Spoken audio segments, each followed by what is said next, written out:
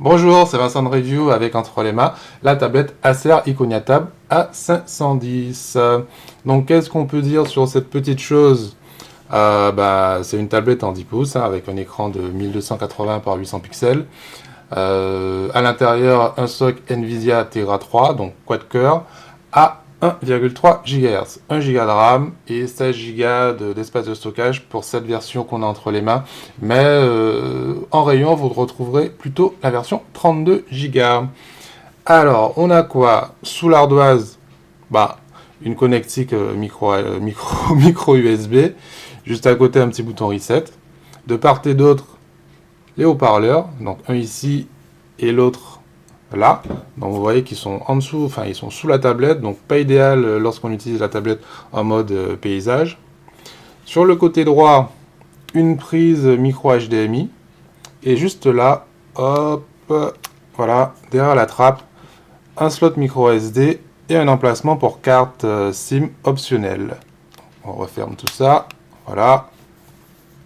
Au-dessus, juste là, le petit verrou pour bloquer l'orientation de l'écran. Donc une fois que vous êtes locké en mode paysage, vous ne passerez pas en mode portrait, même si vous basculez la tablette. Juste à côté encore, donc le bouton de réglage du volume. Et sur le flanc gauche, hop, le bouton de mise sous tension et une prise jack. À l'arrière, je ne sais pas si on voit bien sur la caméra, mais on a un petit revêtement soft touch plutôt agréable au toucher. Franchement, c'est plutôt sympa. Juste là, la webcam de 5 mégapixels sans flash LED. Donc, qu'est-ce qu'on peut dire déjà sur la finition de la tablette? C'est sympa. On n'est pas au niveau de l'iPad, on n'est pas au niveau d'une Prime signée Asus.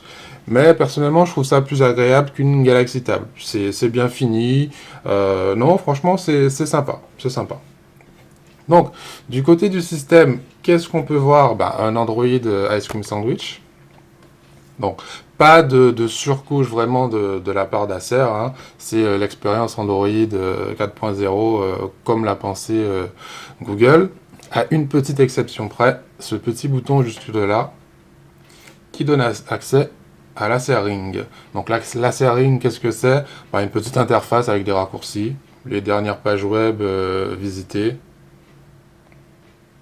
Juste là, hop.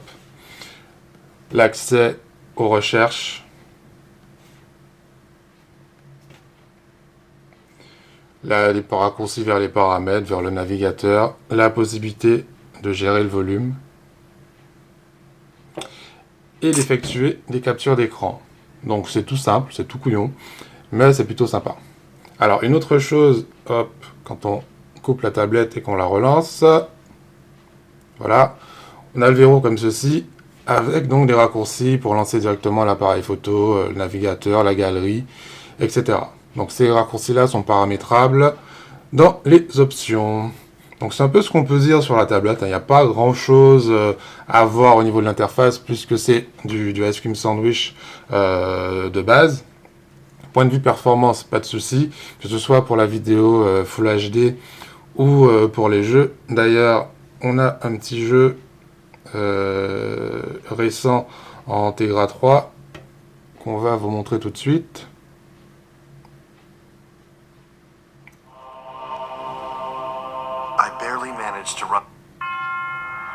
Nous voilà.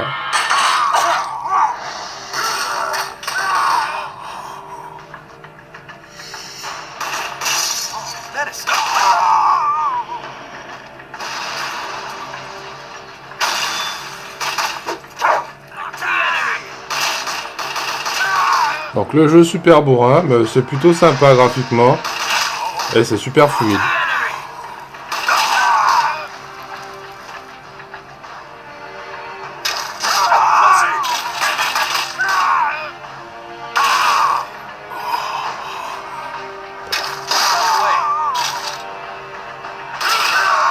Donc voilà, hop, on arrête ça tout de suite.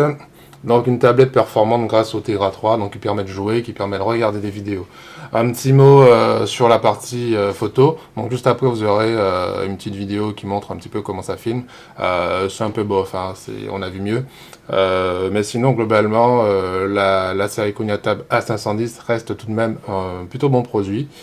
Bien fini, un écran plutôt sympa lui aussi.